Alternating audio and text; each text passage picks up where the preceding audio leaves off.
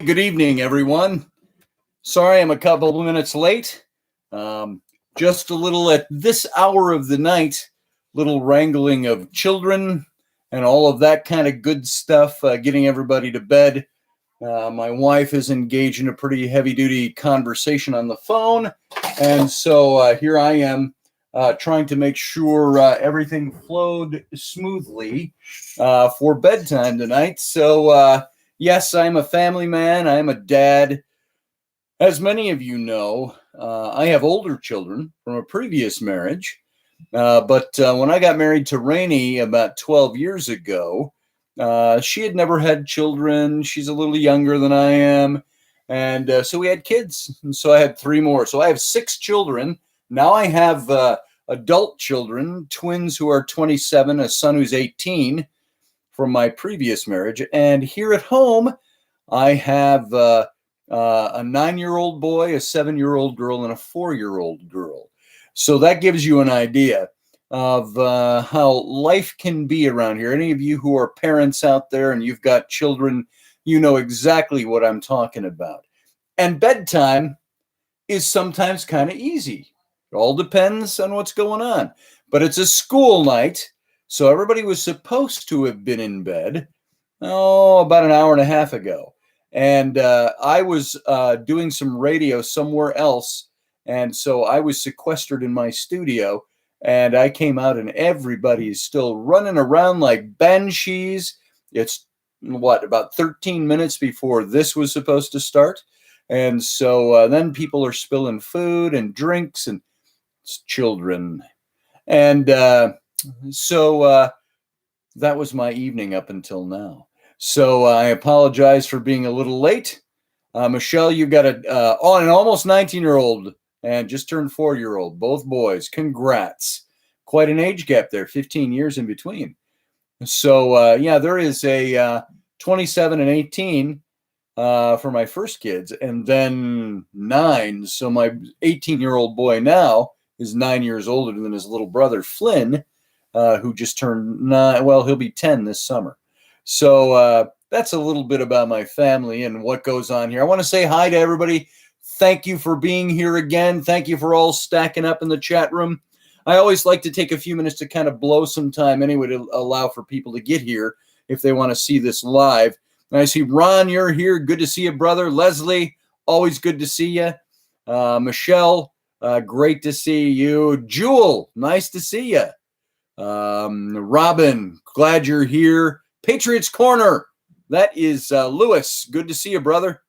And Rocky Stucci, of course, who, by the way, folks, right after this, well, it's about 2 hours from now, depending on how late we go with this reading, we'll be on with Rocky Stucci, live on Rocky Stucci's Situation Room.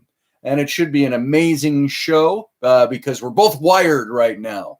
So hopefully neither of us gets too tired and loses it before then. I am going to, pardon me for 1 second here, because of all the running around at the last minute here, taking care of kids, making sure I'm all plugged in and hardwired so we don't have any loss of signal. Now, by any chance, I am going to switch over to my hard wire. So if there's any chance that you lose me, I will restart the show. And I've got to switch to the hard wire. Otherwise, we just might run into a couple of broadcast problems, and I don't want to have that. So let me take a look at all my settings while I'm talking away and see what we got going. And I am now, I'm now connected via my hard wire, just like that. And I'm going to turn off. Now, if you're still seeing everything and everything ran over smoothly between transition from wireless to hardwire, let me know in that chat room that you can see us. There you go. Somebody just said, hit the thumbs up. There you go. I was spinning, but now I'm good. Okay, fantastic. Thanks, Leslie. And all right, we are back. We're hardwired, so we shouldn't lose any, we shouldn't have any broadcast difficulties now. So, pardon my cough without the cough button. You got to put up with that. So now you know in this reading that I've been doing with these books, I read The Rise and Fall of the Nephilim, and then this Reptilian book was supposed to be kind of a spin-off of that, to start digging into some of the history of other mythology that's built up around the Nephilim. And we've read the first section of the book, and that section was all had to do with the Empire of the Serpent, it was titled. And those chapters contained within that had to do with really just establishing the whole backstory to the whole reptilian issue.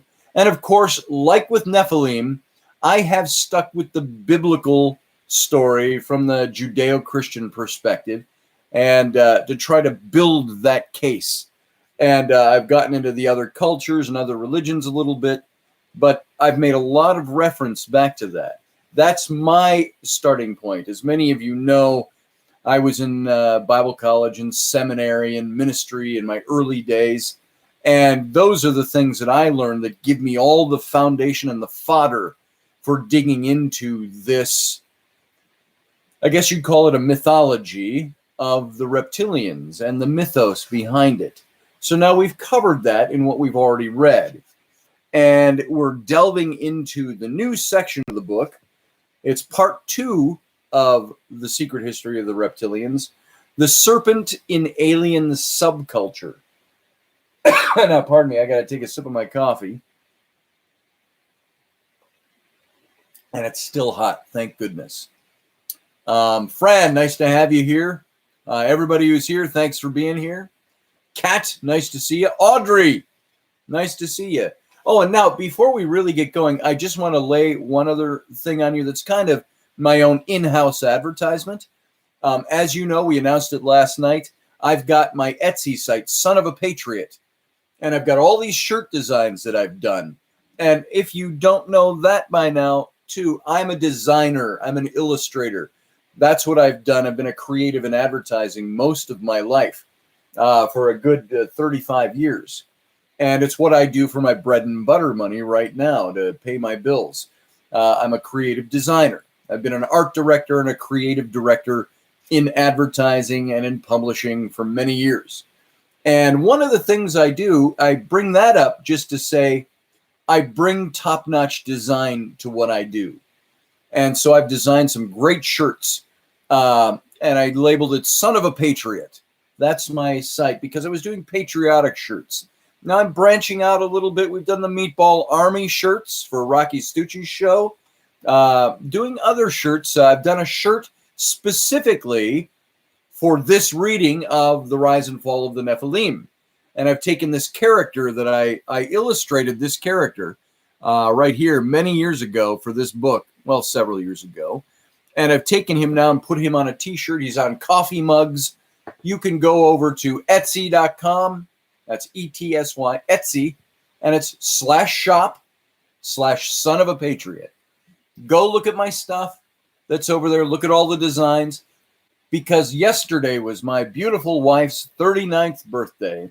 We're commemorating her birthday with a 1-week sale, 20% off everything shop-wide at Son of a Patriot. There's one condition. You have to buy 2 items or more to get the 20% off. So go on over there, see what you like. If you like this reading, I got the 2 items for you right now. Get yourself either the Reptilian hoodie or the Reptilian shirt. They both come only in black. And get yourself either both of those or get one of those and the Reptilian coffee mug. It's got our little guy here, and then it's got the illustration I did of the eye on the other side. And I think it says like something to the effect of, I'm trying to remember what the tagline was that I put on the coffee cup. It says, I don't shed my skin until I've had my reptilian skin until I've had my first cup of coffee, or something like that is on the mug. So go avail yourself of these. I think you'll like them and enjoy them. It goes along with these readings, and you get 20% off if you get 2 items or more. So now's the time to do it, because a week from now, you can't come back and go, oh, I missed the sale. Can I still get my 20? No. Shut up. The sale goes from now until next Monday. And so take advantage of it while it's there. So Leslie was there today. She said debating. Don't debate. Go ahead and just get the stuff. You know you love it. And Leslie, you look great in your white Son of a Patriot hoodie. Looks fantastic on you. So and thank you for that. So shut up and buy it. It's cheap for great stuff. And the quality is good. Just ask Leslie, ask Audrey in the chat room, ask Rocky. The quality of the garments is top notch. All right, enough of my inline, you could say, advertising. Let's get into this book. I was wondering if I think I've read some of the back page material, the back cover material that's on the book. And I only bring that up because I'm staring right at it as I'm talking to you. Let's just recap that for those of you who haven't heard of. You know Micah Hanks. Micah Hanks has been a good friend of mine for many years. Micah Hanks is a radio personality. He is a futurist, an intellectual. He has written several books from Myth, Magic, and the Molecule to the Ghost Rockets to I'm trying to think of some of the UFO Singularity. These are some of Micah's books. And he wrote this little blurb for the back cover. He says, in the midst of daunting modern landscape of pseudo-intellectualism, the edges of which are lined with the vague, whimsical paranoia of reptilian conspiracies, Scotty Roberts breathes some much-needed life into the debate over the reptilian archetype in our myth and culture. And then, of course, we have Father Jack Ashcraft, who said Roberts has done now he's a Byzantine priest, Catholic priest, so his take is going to be a religious one.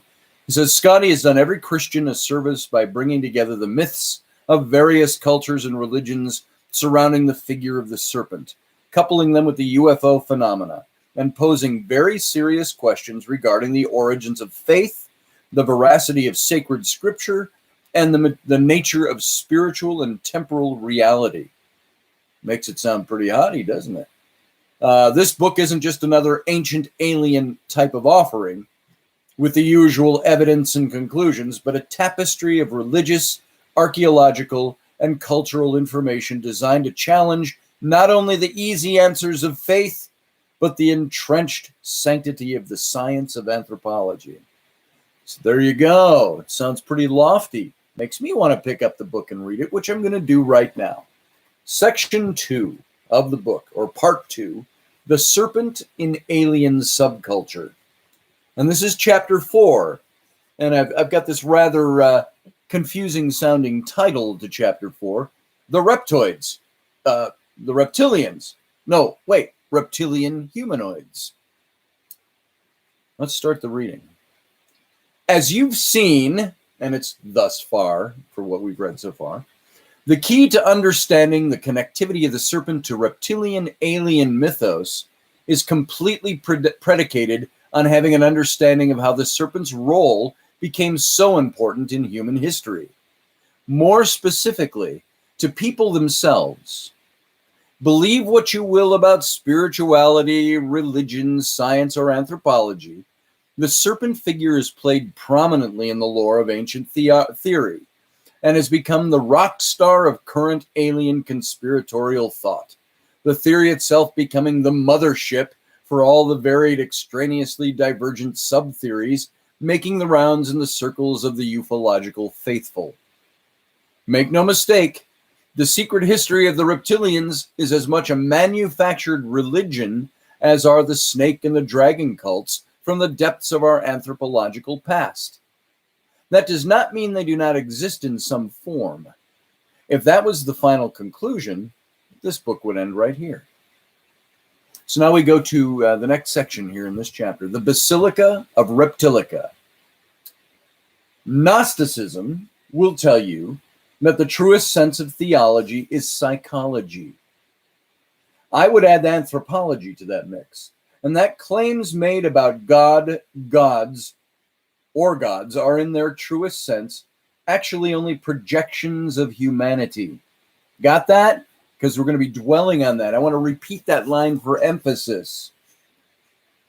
Claims made about God or gods are, in their truest sense, actually only projections of humanity, the reflections of who we deem ourselves to be. After all, religion is humankind's attempt to fill the God-shaped vacuum that exists in the human mind and heart, creating and recreating God in the form that we need him to be. Religion, of course, being something completely different than spirituality, certainly on the same chart, just a different emphasis. We project, we extrapolate our needs onto what we think God should be, and voila, we have religion. And, you know, that is one of the big problems I have with religion. Somebody said on my Facebook page the other day, we were talking about a different topic, and they said, well, the age-old phrase, well, truth is in the eye of the beholder. So therefore, what you perceive as truth is reality. And I said, you forgot two words, to you. What you perceive as reality doesn't necessarily mean that is what reality is. Perception does not alter truth. Perception does not alter fact. Perception does not alter reality. Perception is your interpretation of reality, your interpretation of truth, your interpretation of fact. The problem is you could be dead wrong in your perception. That doesn't change the innate nature of what is truth and what is fact. And this is what I'm going to be getting at and hitting hard here in this chapter. What is all this talk about religion doing in a section of the book that's supposed to be about reptilian alien subculture, one might ask? Intrinsically, it's because they are the very same thing. Humans have some deep primordial psychological, physiological wiring that makes us want to know more about who we are and where we came from and where we're supposed to go from here. Human beings have an innate need to know our roots and discover the reasons we are what we are and why we do what we do. Look at things just simply like all the DNA plays. I was trying to think of the name, the 23andMe. Get your DNA test and not only find out who you are, but find out why you're wired the way you are. What makes you sick? What makes you tick? All of those things. That's part of it. We want to know our roots. And we want to discover the reasons why we are what we are, why we do what we do. But then we incorporate our innate creativity to construct the landscape around us. We can take the most minutest of causality and convert that to consequence. And in so doing, we may find ourselves constructing a psychological or a physiological fortress that will house and protect the way we conceive our universe and interact with our surroundings. So let's take a brief jaunt into the psychology of the need for gods and aliens and everything else in between. Those base needs sprout from the human psyche. Now, before I dig into this, you get what I'm saying here. I'm going to repeat a sentence again for emphasis. We can take the most minutest factoid of causality and convert that to consequence. And in so doing, we may find ourselves constructing a psychological fortress that will house and protect the way we conceive our universe, perceive our universe, and interact with our surroundings. So perception is not truth. Perception is what we do to create our own universes. Doesn't make it right. Doesn't mean it follows facts at all. It means that's what we do. This is why I say always second guess, always ask questions about what you believe. Jeff Dougherty says, unindoctrinate yourself. Why does he say that? Because we've indoctrinated ourselves into the belief systems we hold. So unindoctrinate, strip that down. It's like weightlifting or bodybuilding. You have to strip down the muscle to build it up. That's what you have to do here too, psychologically. Here we go. Somebody's laughing their asses off at Amanda. What did she say? So the Mason sect, I know. I see what she said. So rhymes. Yeah, that rhymed. I know what you're talking about there. So here we go. To get some grasp of why the mind works the way it does in regard to these matters of mythology, let's take a simple look to the fathers of modern psychology. And this is going way back, but this information is good, from Sigmund Freud and Alfred Adler. Freud, although a pioneer in his field, some of his ideas have been left behind as we learn more and more about how the mind operates.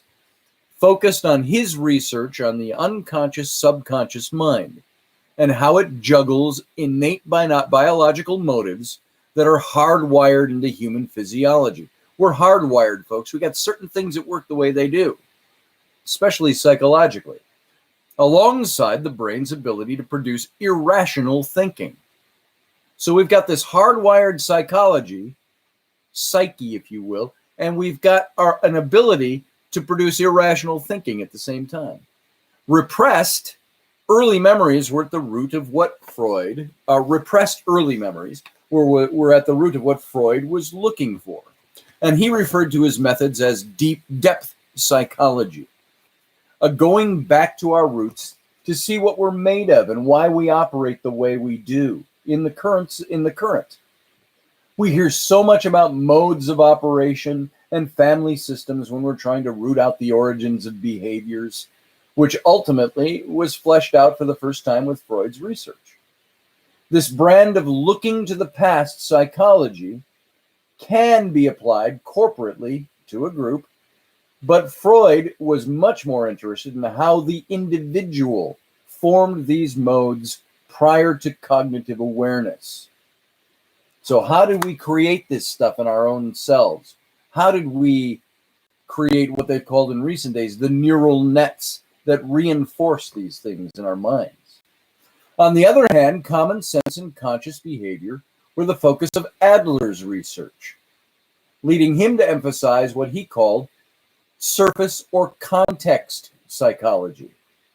He believed that cognitive social motives and intimate social interactions were what drove behaviors in people.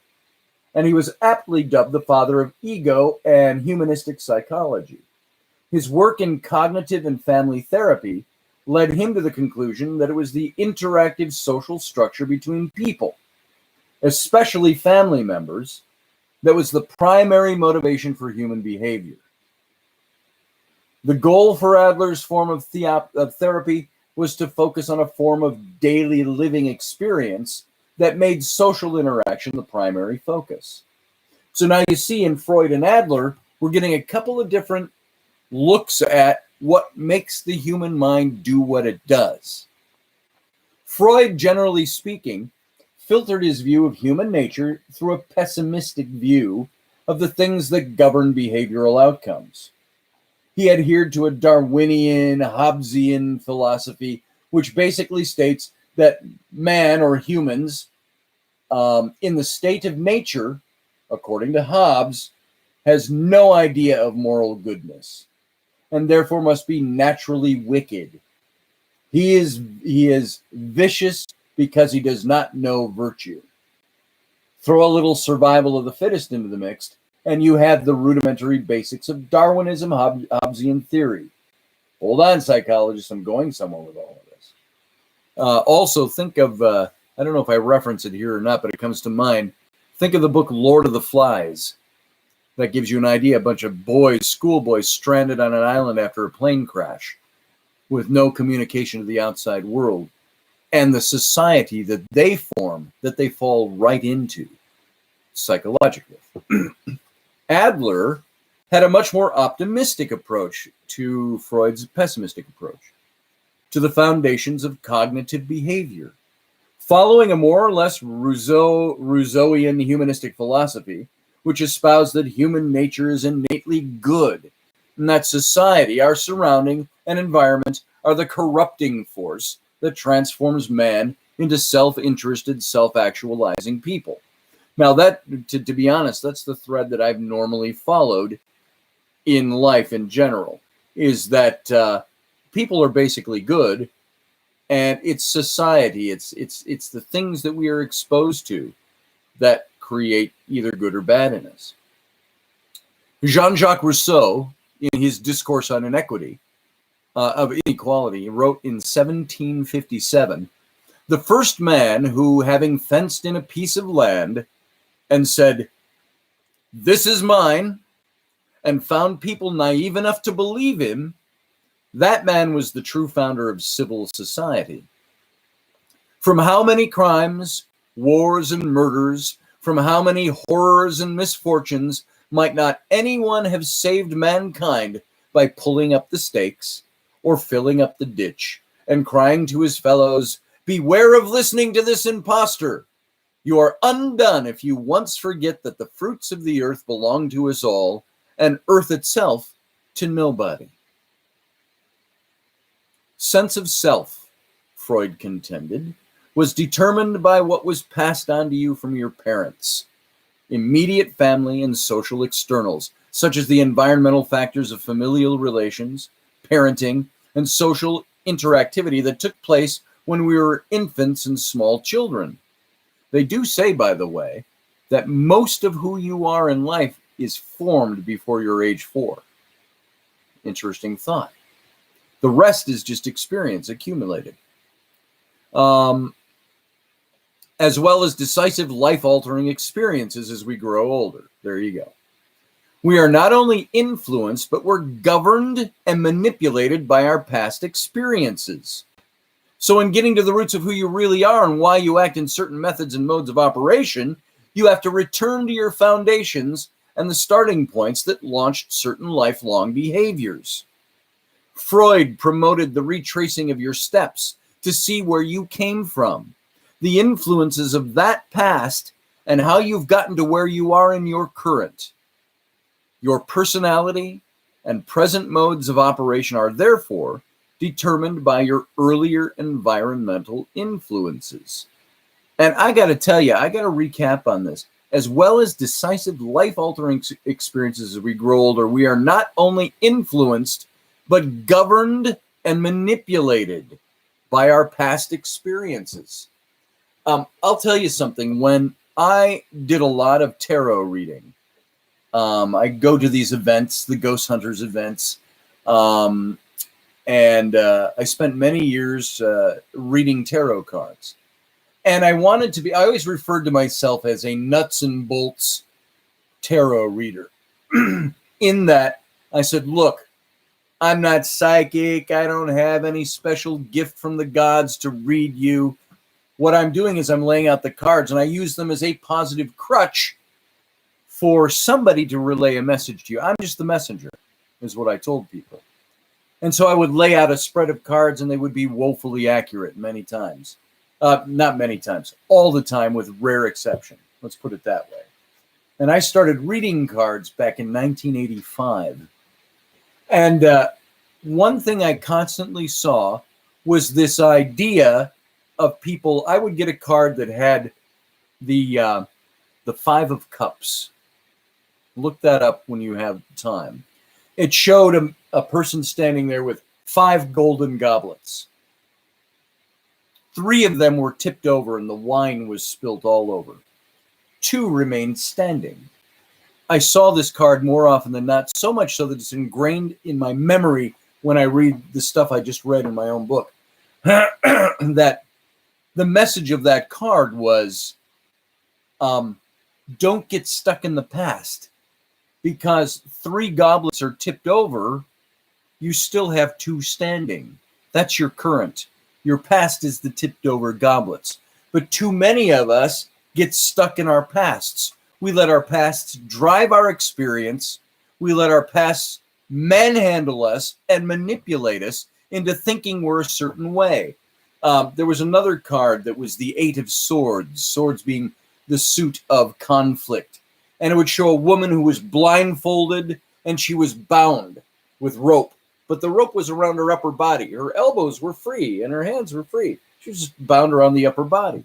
And she's trying to walk along a path that's strewn with the swords, representing symbolically danger ahead. But she's blindfolded. She can't see her way. And so it stifles her forward movement. She can't move. She's stuck in indecisiveness. She's stuck, unable to do anything. And she says, "Oh, I can't see. I'm blindfolded." But you know what? All she had to do, upper body tied, elbows free, hands free, reach up, lower the blindfold, and she could see the obstacles that lie ahead. So many times, you know what we do as people, this being bound to our pasts, we take a piece of whole cloth that we have created out of our experiences, and we put it over our eyes and we tie a knot, and then we say, "Oh, I can't see, I'm blind, help me, somebody help me, oh, woe is me, I can't see." When we're the ones who put the blinders on ourselves. And I don't care, it doesn't matter how deeply hurt you've been in your past. It doesn't matter the experiences that happened to you. You have the ability to raise yourself out of that and move forward, leaving the experience back there. Now, I'm not saying we have modes of operation that are ingrained in us because of the things that have happened to us. And I have no qualms. I've said this in public before. Rocky and I were just talking about this not long ago. I was sexually abused as a child, small child. Never forgot the experience. I didn't realize how it had affected me. But I lived my life. I was a happy kid. I was a Star Trek fan. I sunk myself into the lore of Star Trek. I had fun with that stuff. It wasn't until I was in my mid to late 30s that I realized the ingrained modes of operation that came along with that abuse. Those are those things that change who you are. I have often said, it was in a conversation I was having with Sarah Soderlund the other day, Paranormal Sarah, if you know who she is. And we were talking about this stuff, and she is she's got her psychology degree. She's getting her doctorate in forensic psychology, and she's a psychic on top of it. And so we're talking about all kinds of stuff the other day, and this came up. And I said, we're all bound by those things that have hurt us in our past. Maybe it wasn't distant past when you were a kid. Maybe it was a divorce. Maybe it was the loss of a child or a loved one. Whatever it is, fill in the blank. We all have bullshit that's happened to us in our lives. I have affectionately said for years, life's a piece of shit in general. It is entropic. It decays into nothingness. Unless you choose to make it not do so. This is why I am rarely offended. Nowadays, in an offense-driven, politically correct society, I'm not offended very easily. And I have said over and over again, you know why I can't be offended? Because I choose to not be offended. That is looking at the things that govern us from the externals, the outside, things from our past, and saying, I can camp there, or I can recognize that happened and it's back there, and I'm moving on. I can reference that shit back there without it affecting me like it did when I was younger. You know why? I broke the chain. And you know how you break the chain? You say, I'm breaking the chain. I'm done. I'm done with that. I'm not there. Some of you will laugh at this, especially Rocky, and maybe Audrey and some of you who are Star Trek fans will remember this. There was an example from an episode of Star Trek Deep Space Nine, and it was poignant. And this is the only reason I bring this up, to illustrate this point. In the premiere episode of that, you remember Captain Sisko, the captain of the a starship, and he became the captain of the Deep Space Nine, the space station. He had lost his wife in the wars. She died on her starship. She was also a captain of a different starship. And there is a poignant scene in all the interactions in this teleplay where there is some spiritual being that's communicating with Cisco. And the question is posed to him, and this is probably a paraphrase, I'm not quoting, but the question from the celestial being says to him, where do you exist? And he's standing on the bridge of his office on the space station, and he says, I exist here. And then the scene changes all around him, and he's standing on the burning bridge of his wife's starship where she dies a death in war. And he sees her dead.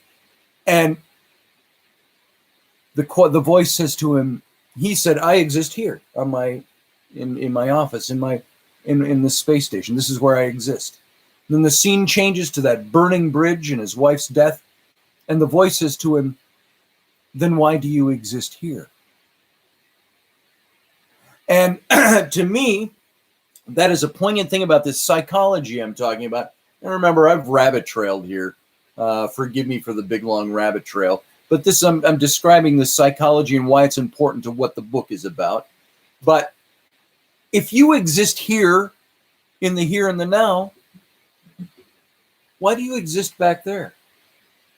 Because back there is over. It may be here, but you have the ability to change that. You don't exist there, you exist here. Break the chain. Don't be offended by anybody because you choose to be offended. Offense is a choice. I'm offended because I choose to get my hurts all in undies in a bundle over something somebody said that was naughty or mean to me. Who the hell cares? You know what I learned from Rocky? Hashtag shut up. Doesn't matter. You can say to your past, shut up. You can say to those who try to offend you, shut up. You can say to those people who hurt you, shut the fuck up. And you know why you can say that? Because you don't have to live there. You live here in your current. Enough rabbit trail. Here we go. Let's get back into this. Adler believed that people are absolutely free agents. Let me hit that last paragraph first. Your personality and preset modes of operation are therefore determined by your earlier environmental influences. So said Freud. Adler believed that people are absolute free agents with the will to determine their own personality via their own cognitive choices and reliance on their own innate creative selves. If you want to know who you truly are and why you're doing what you're doing in the now, look ahead and consciously move yourself toward what you have determined you want to be. Isn't that a truism of life? If you want to be what you need to be, what you see in your head you want to be, do you rest in the past? And do you let that overwhelm you? Oh, I can't. I'm blindfolded. I can't see. Oh, I got so hurt in my past. So what?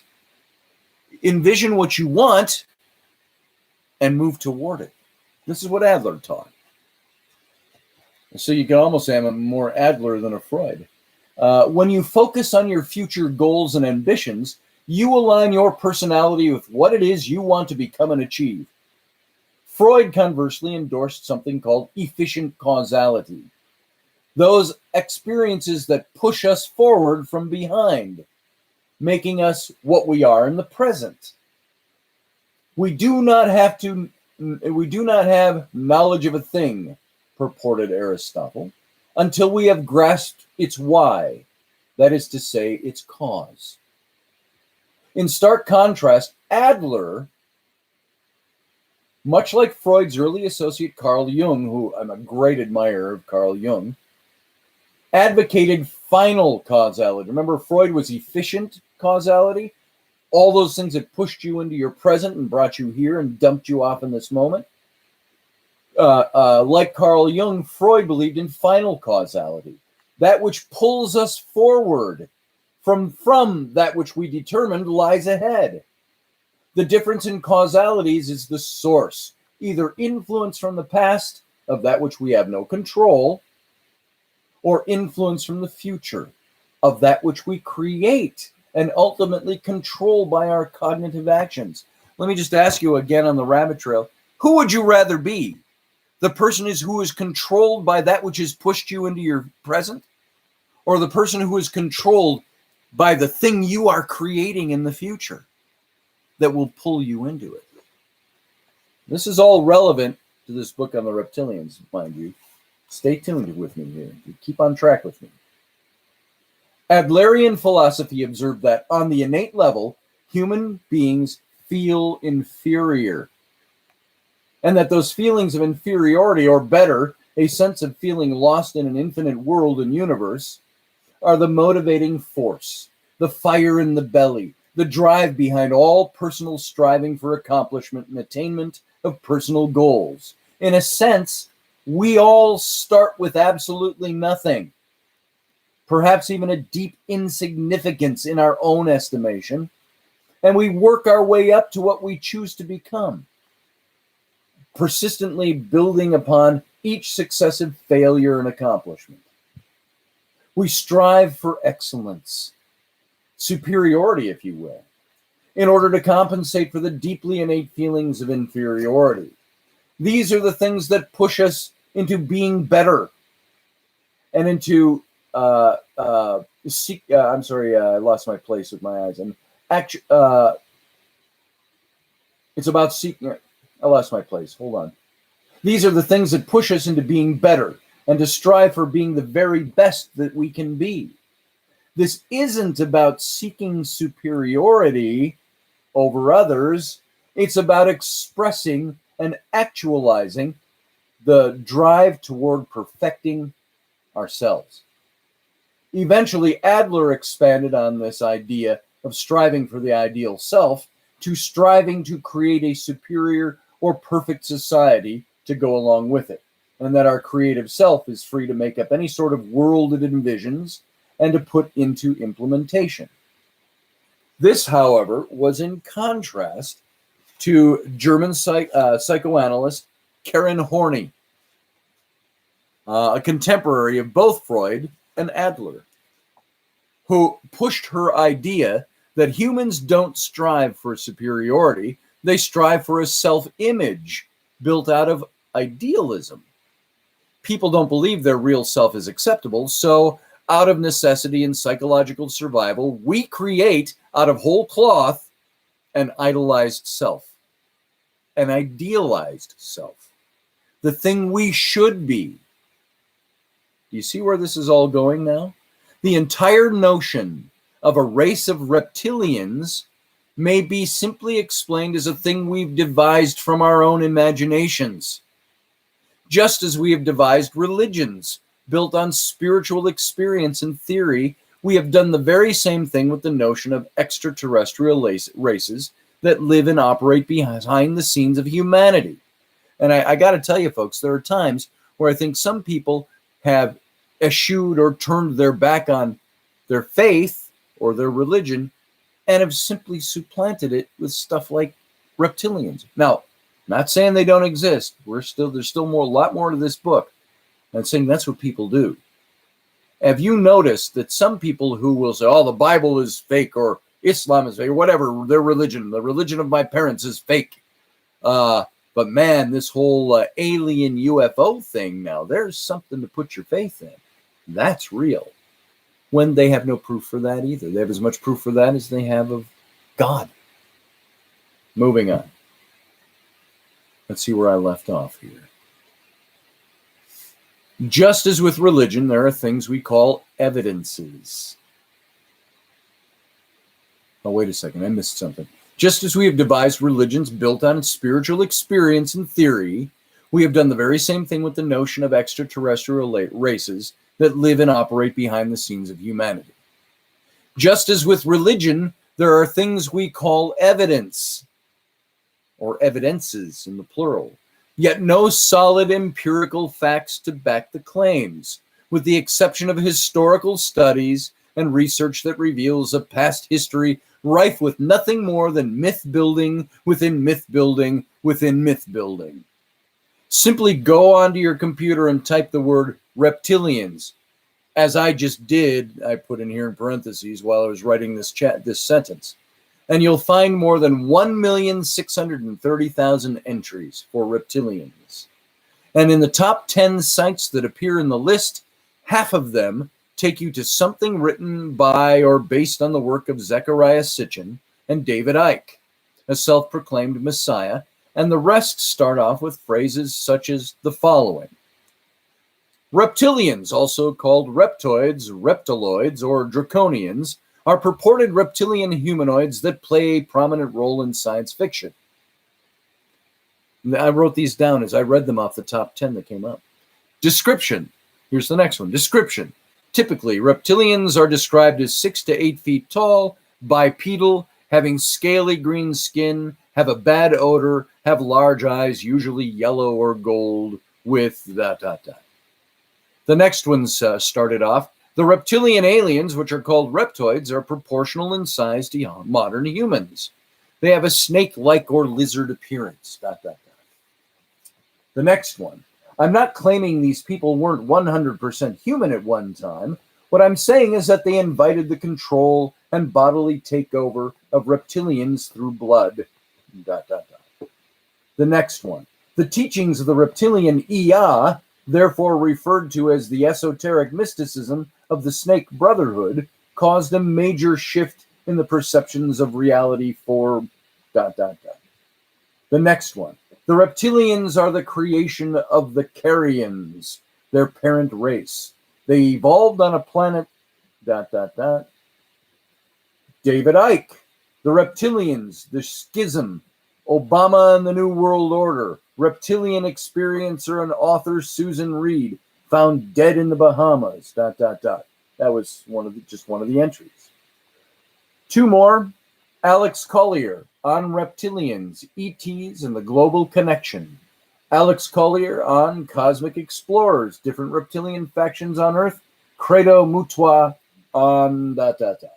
And the last one of the top 10. Reptilian influence comes via Satanism. We knew Satan would work his way into this eventually.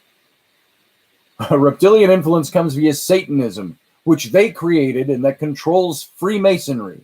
Phil Schneider found that the UN was run by tall gray aliens... So those are the top 10 that came up. At this point, it might seem as if I'm completely trashing and thrashing the reptilian theory. In fact, I'm doing nothing of the sort. In order to find what can withstand scrutiny and the building or the boiling off of the dross, it is necessary to apply to the small s skepticism of questioning everything, but not to a point of offhandedly dismissing everything. That's the job of big S skeptics, such as Michael Shermer, who's head of the skeptics, atheist skeptics and all that, who sustains his income in much the same way as the paranormalists, his counterparts, the ufologists, and the weirdo-logians he decries. If you can't trust a researcher of the paranormal because they make money off their books, events, and TV, you certainly can't trust those who do the same thing on the other side of the philosophical fence for the same reasons. There's so many people that decry the things that we say we believe and the things we do, the things we're involved in, all this weird shit, because we make money off of it. We do our stuff. We write our books like these and so on. Those same people. I had one guy constantly criticizing all these people. He built a career around it. He criticized all of my books when they came out. Yet he does the same thing. He writes his books. He wants to be on a TV show. Blah, blah, blah. I have found that there are small s skeptics and big S skeptics. I and many other like-minded philosophers are in the small s camp. We approach things with an open yet questioning mind. We want to know the answers. Now, by the way, I've repeated this over the years on radio and books and writing and everything else in interviews. This is where I first wrote this down in 20. So if you've heard me say this before, this is the origin point for my theory. We want to know the answers, but we don't want to do what the big S skeptics do, and that is to dismiss questioning and make empirical statements such as, no, it isn't, no, it doesn't, you're completely wrong, without application of research, even if it's in the fringe element. Big S skepticism, as has science in many degrees, in proclaiming themselves better, more knowledgeable, or possessing of keener reason and more erudite insight, become the surrogate for religion, faith, and any train of thought outside what they deem as acceptable science or mainstream thinking. Catch that? In a very real sense, skepticism and science have established themselves as the new religion. And I was just having a conversation a couple of months ago with somebody very recently about how I've changed that to atheism and skepticism have become the new religion. When you supplant one sense of faith and put yours in its place, you become the surrogate for that faith and therefore the new religion, practically speaking. Especially when they spend so much time decrying and so little time researching the questions that fall outside established academia. The new absolutism is that there are no absolutes. Bringing this back to the psychological, it's clear that the human psyche is comprised of both the Freudian and Adlerian modes of primary expressions of the psyche. We humans have both the need to look to our past to determine where we came from, and the need to allow our future aspirations to pull us forward. Out of both, we create our present realities, and we live within the frameworks we compose for ourselves. Does this then bring to utter discredit the theory of alien interaction with human beings? Does it dismiss completely the notion that there are races of extraterrestrials, ETs, interterrestrials, ITs, and ultraterrestrials, UTs, dwelling among us and influencing activity on this plane or this planet? Not necessarily. Just as I cannot dismiss the existence of God or the veracity of ancient religions on the simple notion that they are not quantifiable by the scientific method, I cannot dismiss the possibility that we've been visited by beings outside the realms of our sciences or our understanding. This is where intelligent discussion on these matters collide as approaching trains on the same track. Oi, you say, psychology, religion, God, mythology. When are you going to give us the aliens, Scotty? Hang on, folks. They're coming. The proofs and evidence that exist to substantiate a factual claim that a reptilian race exists and operates on this planet are as evasive as the proofs and evidences required to prove the existence and work of God in humanity or the existence of ghosts of dead people materializing at midnight on the third full moon of every year. In short, there is no solid proof beyond personal experience and anecdotal evidence that reptilians or aliens even exist and operate on this plane.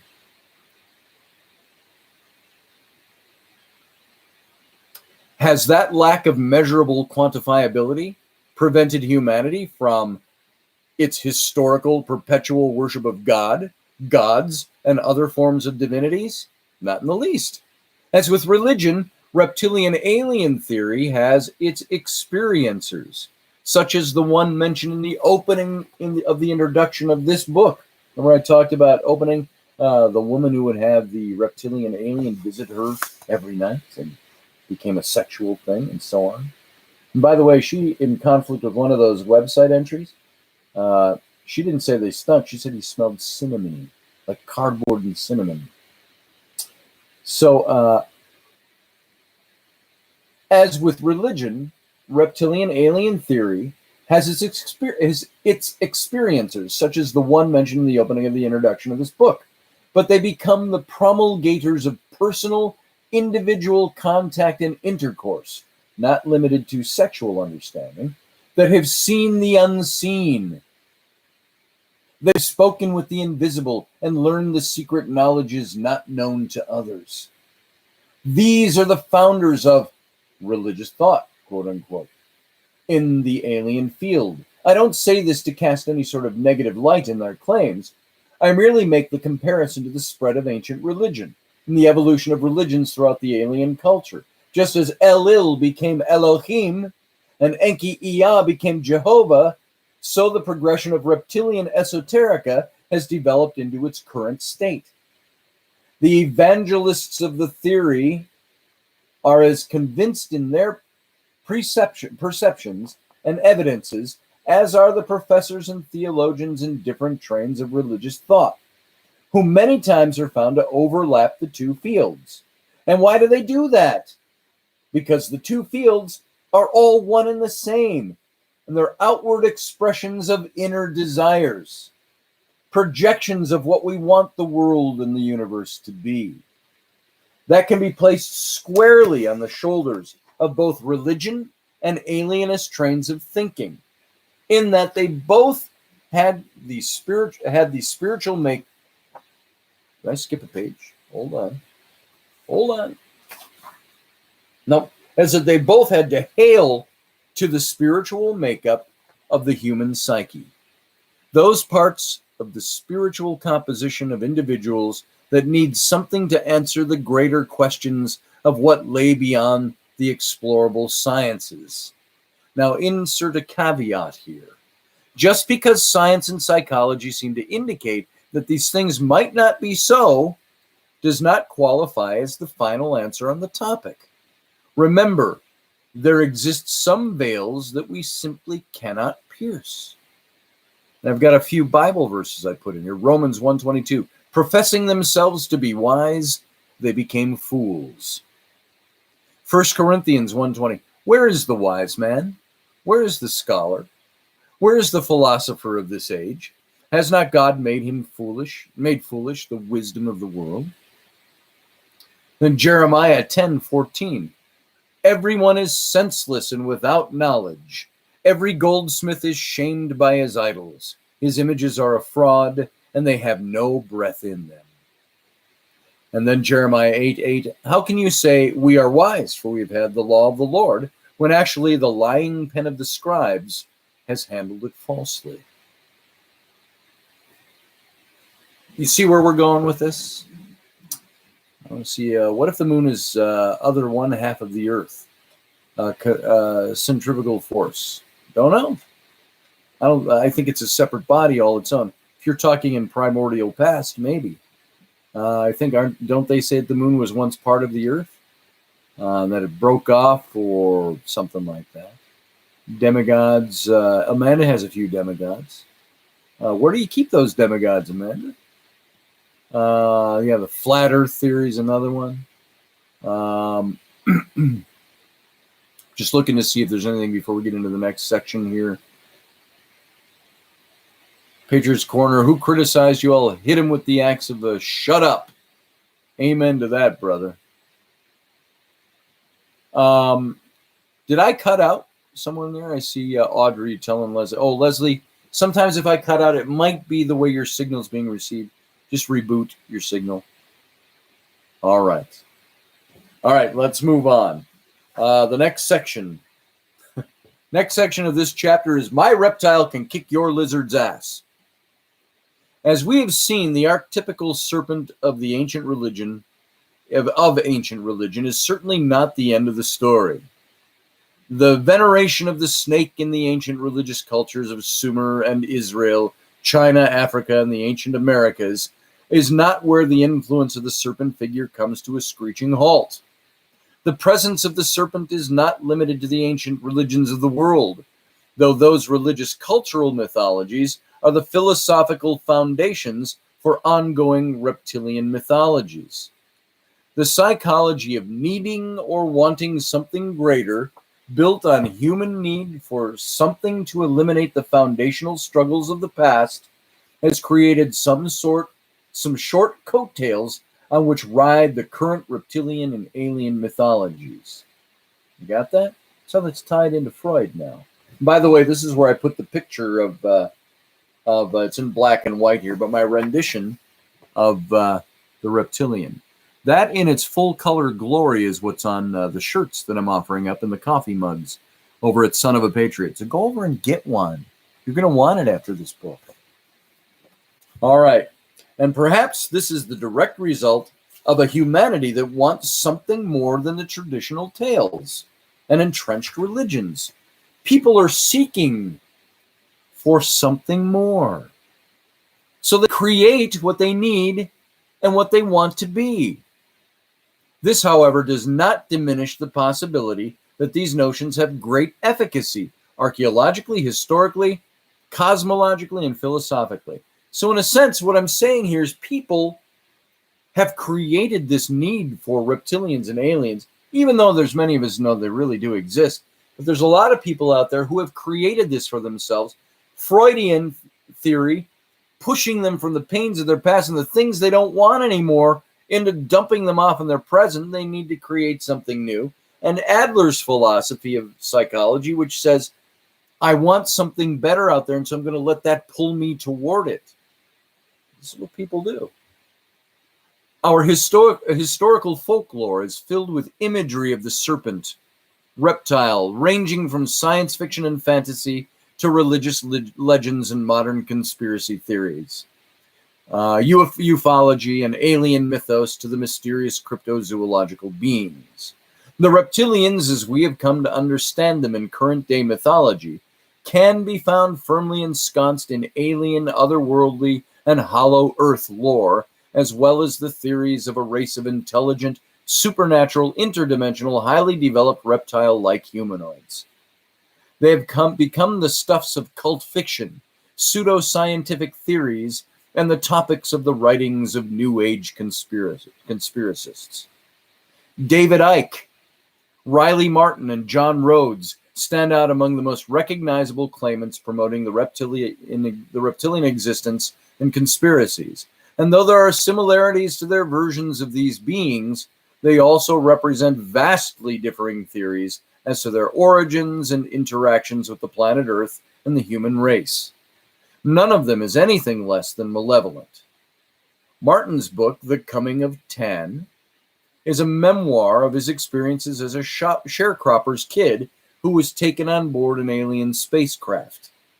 In his book, he claims to have a personal knowledge of a race of reptilians known as the Targzisians, Targzisians,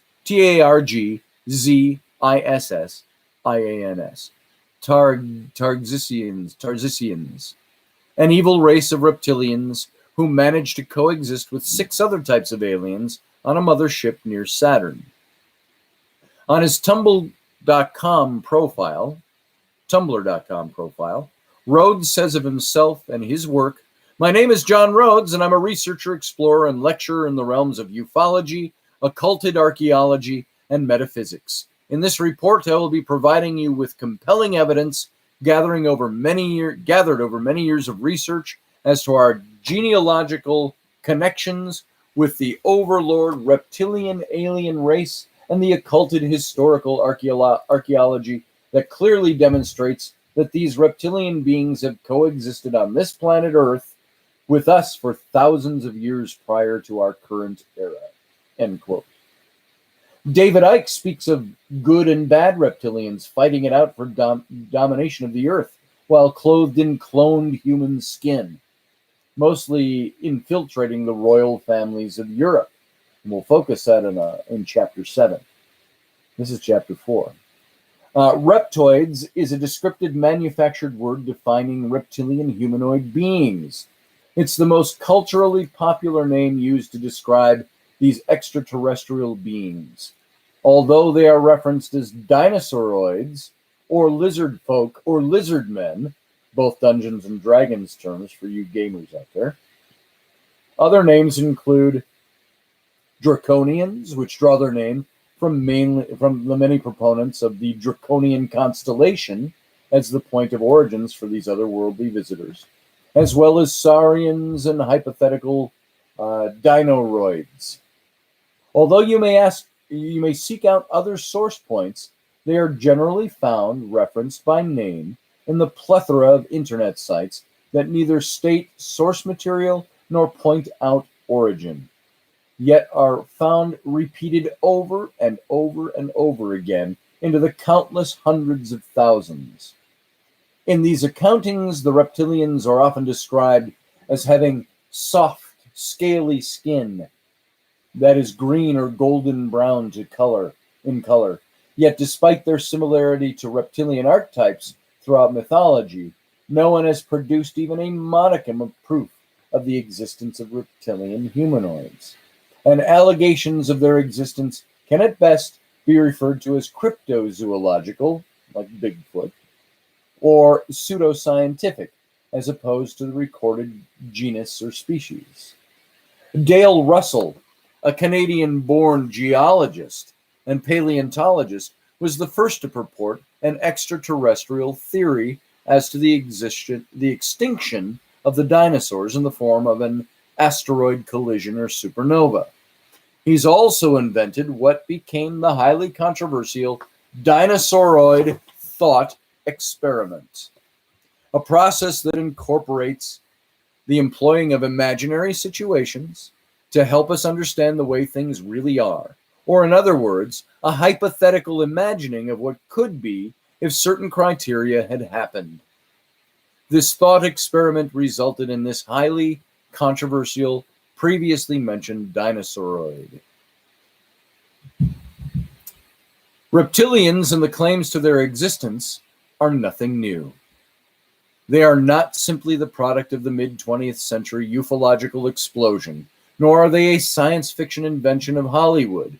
However well capitalized they might be in that market, with movies such as The Alligator People from 1959, Enemy Mine from 1985, great movie, by the way, Louis Gossett Jr. and Dennis Quaid, Conan the Barbarian in 82, Krull in 83, V, the miniseries in 84, the Star Trek franchise, and the list goes on. Experiencers, contactees, and abductees have, for centuries, made claims that they have been in contact with reptilian peoples, yet there still exists no substantive proof beyond the stuffs of anecdotal evidences and personal experiences as to just who the reptilians are and where they actually come from, if indeed they exist as a race at all. Arguments have been made that reptilians are Earth-evolved beings that expanded out into the cosmos long ago, and others will conversely argue that they came here from the aptly named constellation of Draco, hence the Draconian moniker. According to proponents of the reptilian theory, there has been enough information derived from the many contactees and experiencer reports and stories as to build a formidable trove of information about these beings. As a result, the reptilian conspiracy believers emphatically insist that they are in a position to deliver the truth behind the origins of the reptilian aliens, revealing precisely who these beings are and exactly what is their hidden agenda. Those unwilling to listen and heed the warnings will be doomed to fall under the influence and enslavement of the reptilians. After researching copious amounts of information on the origins of these draconian reptilians, I was able to boil down the varying stories, hypotheses, and myriad personal accounts into an acceptable amalgam that bears all the elements of the following. Now listen to this. This is kind of an amalgam I put together of all this stuff we hear. And this isn't me just fictionalizing something. This is me taking all those source points, putting them together in one cogent blurb for you. The reptilians evolved on two separate planets, one being Earth and the other a planet near Draconis, the brightest star in the aptly named serpentine-shaped constellation of Draco, Latin for dragon. Draco is circumpolar, that is, never setting. For many observers in the northern hemisphere night sky, it was one of the 48 constellations listed by 2nd century astronomer Ptolemy and remains one of the 88 modern constellations today. From these two vastly distant planets of origin, two distinctly different races of reptilian would evolve and helped shape our planet and civilization as we know it today. Now, this is quite lengthy, by the way, this description I've written out. I've heard that, Audrey, that I've heard that before too, that there's a space war going on, Draconians versus Blue Avians. I've also heard things, and don't laugh at this, things like Star Trek, the Federation, that already exists out there. We just aren't part of it yet because we haven't advanced to that stage. As the two reptilian races evolved, and by the way, those stories come from anecdotes, from people who've had experiences, who have met these people. It would be like in the science fiction. I've seen Star Trek episodes that do that, where they visit and make first contact with an alien planet that doesn't have the ability to travel through space, therefore doesn't believe there's anything else out there other than their planet. And the one person who is given all this knowledge, who finds out, is left behind, and he has to live in a world where he is the only one who knows it's there.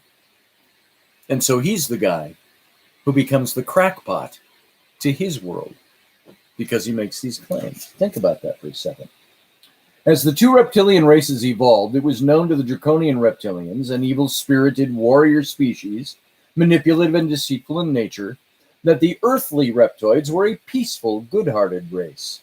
The draconians were so evolved that, like the Arcturians, they surpassed the physical limitations of their material bodies, eschewing, despite their evil nature, their carnivorous need to eat and digest physical solid foods, developing the ability to ingest their nutrients through pure energy alone. The only problem was that their required energy food source was bad, evil energy. Accordingly, in order to survive, the draconians must ingest pure evil energy. And this is the fact alone, and it's this fact alone that turns simple self-preservation for the draconians into an evil agenda. In order to survive, the draconian reptilians are also rumored to have created the race that we have come to know as the alien greys. We all know who the alien greys are. As their slave race cloned as a source for nutrition. As the draconian civilization continued to grow and expand, however, there was a wrench in the gears, for as the reptilians grew in numbers, so did their slave race of greys. Soon the greys, weary of being drained of their negative energy by the evil race of overlords, revolted, resulting in their freedom from the consumptive bondage of their creators, the draconian reptiles. They left their captors and apparently continued on with their own agenda. But now, bereft of their evil-energied clone slave race, the draconians desperately needed new sources of nutrition. So they set out in their mighty but evil fleet of starships, seeking other planets that had populations on which they could feed. But of course, the energy of these populations had to be comprised of bad and evil energy. So the search for the right planet was painstaking and long. One can only assume that the cannibalism that must have taken place during those long generations of space travel, furtively seeking a source of food. One day the fleet was all abuzz, for a new source of energy consumption had been located.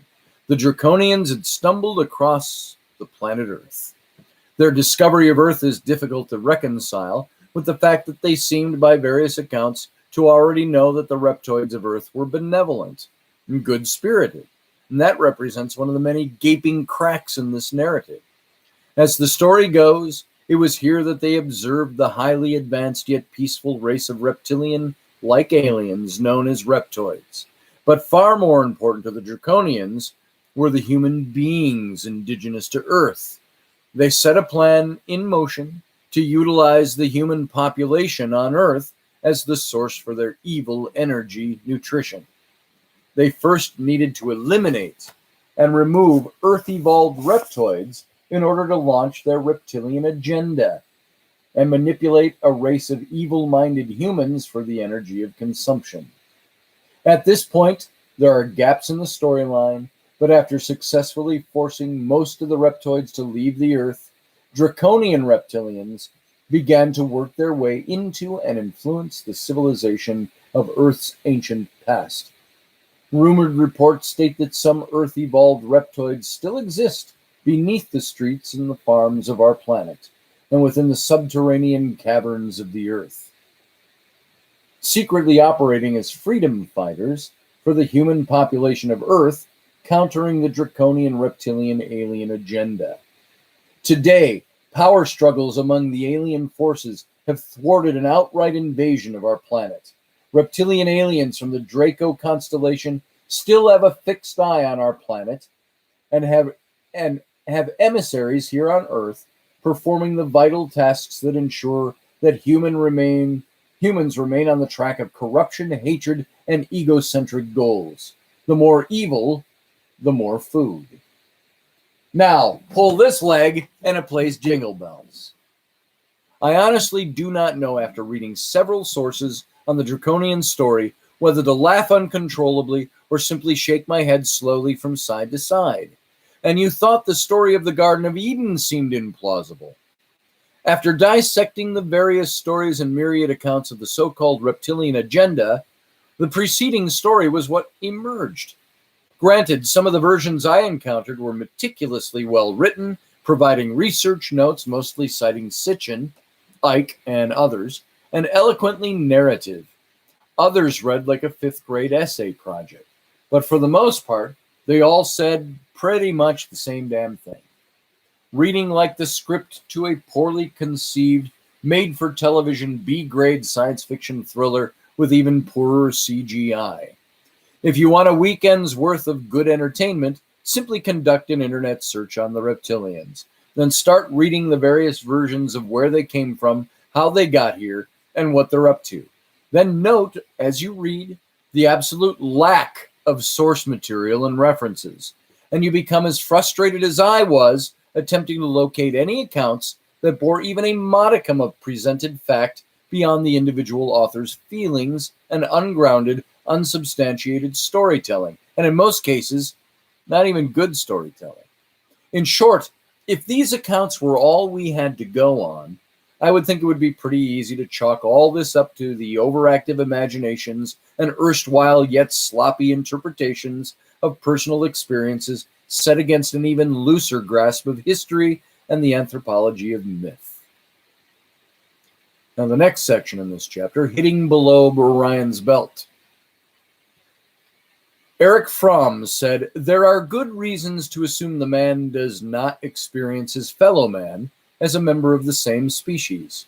For him, different languages, customs, dress, and other criteria perceived by the mind rather than by instincts determine who is a co-specific and who is not.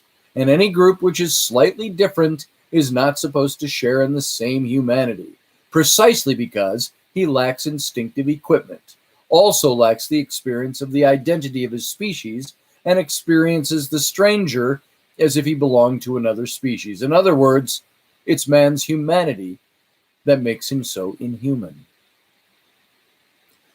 The fact that there are so many stories and theories attempting to establish the existence of extraterrestrial and interterrestrial reptilians on this planet speaks to one of two things.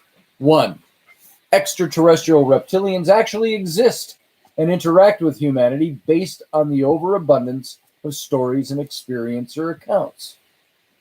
Two, the overabundance of stories provides a distinct picture of how believers in a certain phenomena attempt to establish their case, while presenting absolutely no quantifiable evidence, thus contributing to an ever-increasing cache of unsubstantiated stories and information. In other words, there's a lot of information out there that is the product of overworked imaginations based on the supposedly scholarly presentations of a very small handful of researchers. It's like the existence of God and the hundreds of religions that have sprouted from that one particular idea. Everyone starts with the root concept and either mimics what's been taught or builds their own offshoot denomination or religion. In recent years, I've read more accounts of the reptilians on the internet that are precise, repetitive, word-for-word copies of theories presented by Zecharia Sitchin, David Icke and the others of like mind, whom I referred to as founders of the contemporary thinking on reptilian theory, that I believe there are very few original thoughts or unique research out there. Most of these accounts are presented without any reference to their source material, nor any evidence or proofs establishing their cases, but contain the very same language, parroting the information presented by one or two major proponents. Despite believing that there is something that has interfered with and interrupted the bloodline of humanity, I tend toward the latter above, in that there seems to be an awful lot of scrambling to make a story fit the preconceived notion, as opposed to empirical data to substantiate the claim. And there exists a completely different take on the entire notion of extraterrestrial life, making contact with the human race, the astrobiologists and exobiologists who study life as if it may or may not exist on other planets have a daunting task at their fingertips. Though we have not even mastered the intricacies of human life and other forms of life on this planet, the study of places billions of light years from where we exist is theoretical at best, impossible at worst. Yet we still engage in the study and research, all because we want to have some idea of what's out there and speculate on whether or not what is out there may know anything about us. On top of that, to even suggest that there might be life out there that is similar, if not more advanced than life on Earth, is still met with general ridicule and eye-rolling scoffs. To some who criticize, the notion flies in the face of reason and or religion. To others, it is simply an irrelevancy that when stacked against the tumultuous intricacies of life on this planet, let alone within local governments, politics, poverty, war, communities, and even families, is completely without meaning. If we can't figure things out here, then how are we supposed to try to connect with something that exists in a place beyond the stars, so out of context and out of reach to us humans? To we humans, it should have been, typo. If they exist, why don't they just fly their little starship space saucers over and say hi, is the arrogant response. And if they had that technology, why would they want to come here, is the answer for those who believe that our understanding of science is the unit by which we measure the dimensions of the greater galaxy and universe. Perhaps for extraterrestrial life, contact with our species is as risky to them as Fromm suggests in the quote here, defined by humanity's intolerance to his fellow man. I am as dichotomous on the subject of extraterrestrial contact as I am on the idea of God. To evangelicals, I am a heretic and a reprobate, a backslidden blasphemer who has abandoned the true faith. To the atheist, I'm a Bible-thumping, Word of God preaching Christian apologist. And that's because I'm decisively middle of the road, in that I accept the unprovable possibility that there is a God. But I have deeply rooted questions and doubts, and seek better answers than the regurgitated pap offered up in most churches. I have the very same dichotomous approach when it comes to my stance on ancient alien theory and the existence of reptilians and greys. I want to see the evidence that doesn't force my hand to squeeze the square peg into the round hole. That doesn't mean I want to be taken in the middle of the night and anally probed on an alien spacecraft, folks. It's not what I'm talking about. I want proof. I don't necessarily need to be probed to get that proof. There's other ways. Yet, based on my multicultural religious studies, I have very little doubt that this planet has been visited by non-human intelligences. I believe that. Call them gods, devils, angels, demonics, or extraterrestrials. It's not even a stretch for me to believe that in the vastness of the outward moving, ever-expanding universe, there are not races intelligent and advanced enough to have come to this place and possibly even still live here today. as colloquial and local as that may seem.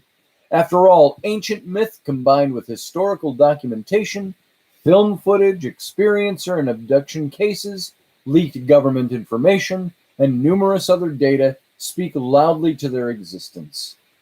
The bigger question for me, as with many who have come before me, are who are the main players? How do we fit into the scheme? After we know these things, where will that take us? You know, Rocky and I were musing on his show, which, by the way, starts in 33 minutes, and we'll be done before then, because I'll be on it. I was musing with Rocky about what if we as a planet, as a race, were to suddenly in next week's news,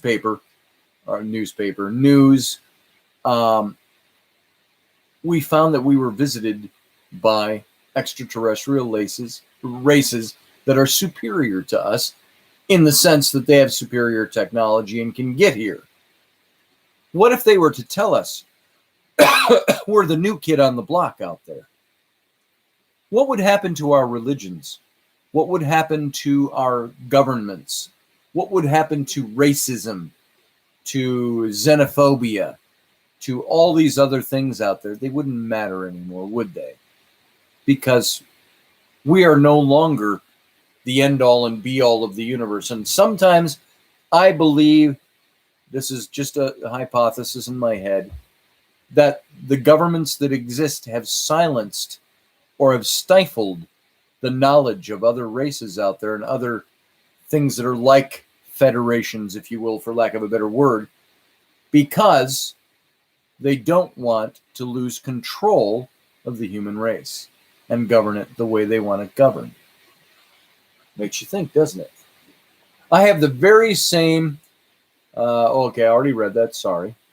The entire history of the alien mythos repeatedly asserts the existence of many types of alien beings present on this planet today. I got to tell you a little story.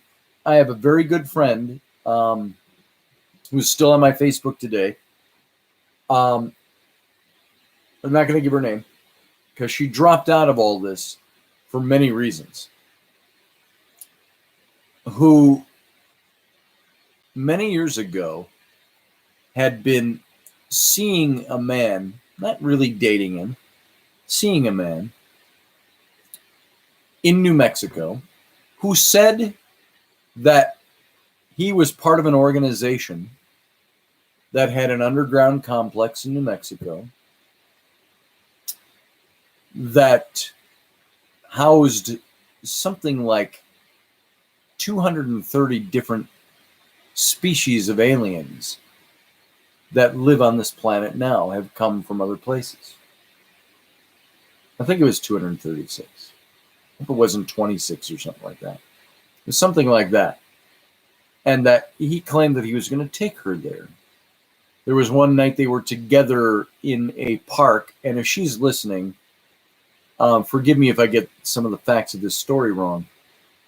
Took her to a park, and they sat up all night talking and laughing and so on. And he had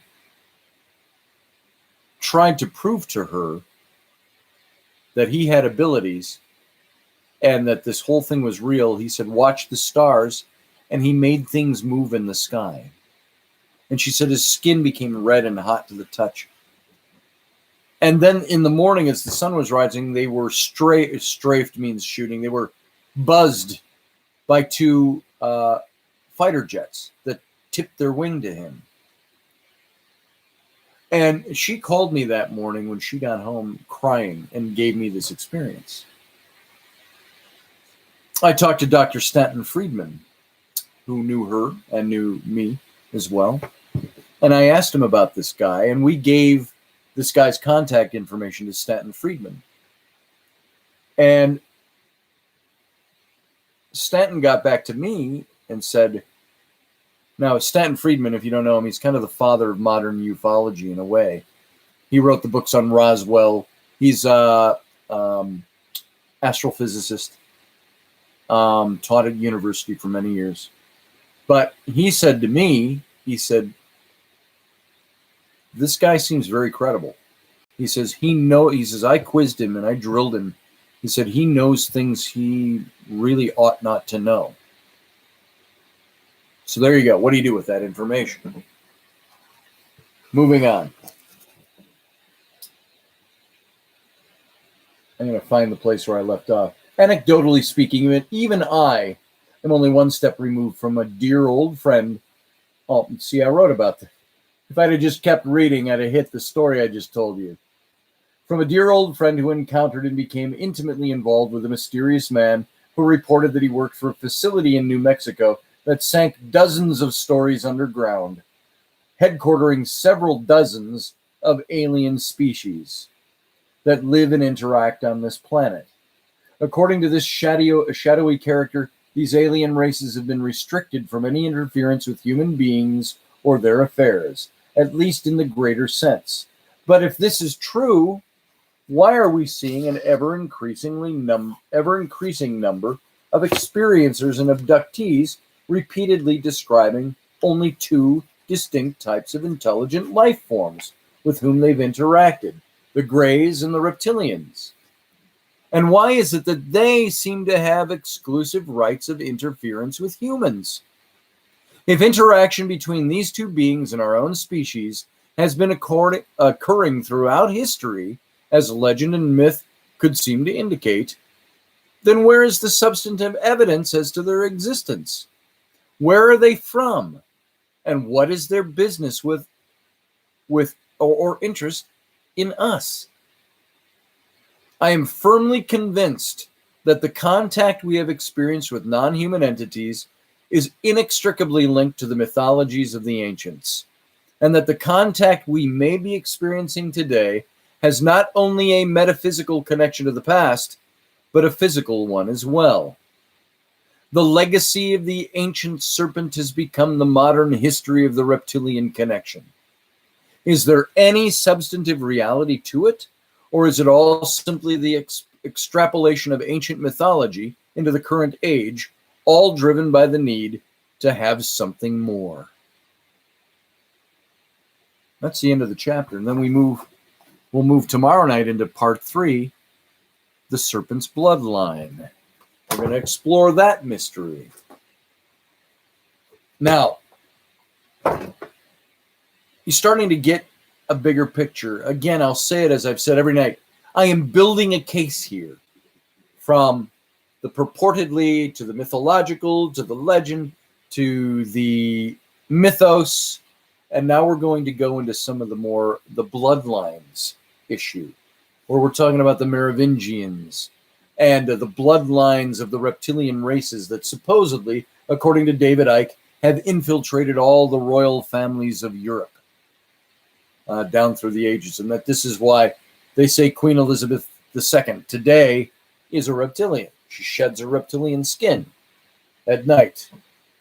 So we all are alien manipulated mutts, says Cat O' Nine Tails. Yeah, the head games never end. Queen Lizzie, says Michelle. I'm going to go back a little bit here. I'm going to go, I should go all the way back and start looking. Someone must have hacked Meatball's YouTube account, dropping Spock references. No way. Yeah, Rocky on my Facebook today. Here it is right here. Rocky Stucci said, logic is the beginning of wisdom, not the end. You know who said that? Not just Rocky Stucci, but Spock will say that 250 years in the future. Let's see. Galactic Champs are here. Amanda says, thank you, Amanda, by the way. Our Aussie champ is here, by the way. Who and what they are? Let's see. I know Mason and Pope are them. Now they come here to eat us. So says the mythology, or the not mythology, the pop cultural accounts. Someone must have had. Okay, there we go. Cat, I think we all live in a hollow deck of our own. Says Twisted. That we can be merged with other people's holodeck. I would love to have a holodeck, by the way. I'd never leave the house. They love killing and fear and blood, says Amanda. And by the way, Amanda I hope none of that feels like I'm discounting your personal experiences. I believe in personal experience. Osiris was allegedly the first one to ban cannibalism, says Kat. Captain Cook was cooked, says Amanda. Is that how he died? Did he die in his explorations? Was he eaten? Interesting. Once you learn of our own fields that are just like Earth's. All right. Magellan, says Kat. Yippee tie why yo. Cheer up, Magellan. I'm going to post a song along when you're done about the Portuguese skipper. I'm laughing in my head just thinking about it. She says, okay, we'll have to hear that song, Kat. Automatically made me think of Home Alone, the cardboard cutout scene. Yes. The race part of human always made me wonder. Perhaps they want to come here because they're the most bewildering. We are the most bewildering creatures in the universe. Maybe so, maybe not. Lola Joy says, have you heard of Joanne Richards, her husband, Captain Mark Richards, and his father, Major Ellis Lloyd Richards, high-level military intel who had relationships with raptors? I've heard of them. I don't know their stories intimately, however. Now you make me want to go do that. Let's see. Leslie says, as well as complex, we may be the only ones in the universe who experience emotions. Maybe. Is emotion a natural response of the brain? Is it something only we are hardwired with? I don't know. Cat O' Nine Tails says, bye. I'm not sure who left or if she left. Leslie, well, I highly doubt we are the most intelligent creatures in the universe, perhaps the most confusing and complex. I would agree with that, Leslie. Of course, in religious circles, it was taught us that we are the only ones in the universe, that God created the universe, and then he created life on this planet as a little experiment. The universe was like separate from man or humanity. He created all of this, and then he just chose one of these planets he made, and it happened to be this planet. It's not like we were here and he chose it. It's like he chose this planet to create us here. That's what we got when I was in seminary, is that we're, in essence, the center of God's universe. The rest was just stuff he made. I don't know that I buy that. Like Carl Sagan's novel turned to a movie, Contact, with Jodie Foster, and it was, what's his name? He does the Buick ads now. It'll come to me. But her dad said to her, when she was a child, asking about the stars, is there anything else out there? And he said, well, he says, if there isn't, he says, it sure is an awful lot of wasted space. And that's pretty much it. So, let's see what else is going on here. It's 10:40, so I think I'm going to wrap it here pretty quick. I just want to see if there's anything that stands out. Audrey said it best, reptilian shirts, folks, and reptilian coffee mugs. Go get them. I'm not asking you for donations to what I do or my research. I may someday, but right now I got cool stuff you can buy. Go get the reptilian shirt, get a reptilian coffee mug, buy the pair, and you get 20% off over at our Son of a Patriot site. When you purchase 2 items or more. Thank you for putting that up there, Audrey. Lisa says, we're complicated because we live in belief, not truth. Spot on. Bang on. Damned Skippy, Lisa. Matthew McConaughey. That's him. Thank you, Michelle. Let's see. And we're kind of wrapping it up. My website is scottallenroberts.com. I don't have a link there yet. I haven't had time to fix my own website. Over to the Son of a Patriot site. I will very soon. But thank you for putting those up, Audrey and Lewis. And so get your human lizard hybrid on. Absolutely spot on. All right, folks. Thank you for being here. We've got about 19 minutes, and I go live with Rocky Stucci in the Situation Room, talking politics and all kinds of other stuff that you might want to find. We're not just a political show. We do other shit too. So come over and enjoy us tonight. That starts in less than 20 minutes right here on YouTube on Rocky's channel. So thank you for being here. Tomorrow night, we hit the next chapter. What was I going to say about that? Nothing in particular. So thanks for being here. Go visit my website. Go see my stuff. Go get yourself some shirts and some coffee mugs. And in the meantime, I know I rabbit trailed on the psychological stuff. Take that to heart too. That's part of all of this. And we'll continue on tomorrow night. And I hope you're enjoying this. Hope you're having a great time with it. Hope you share it. I hope you like it down below.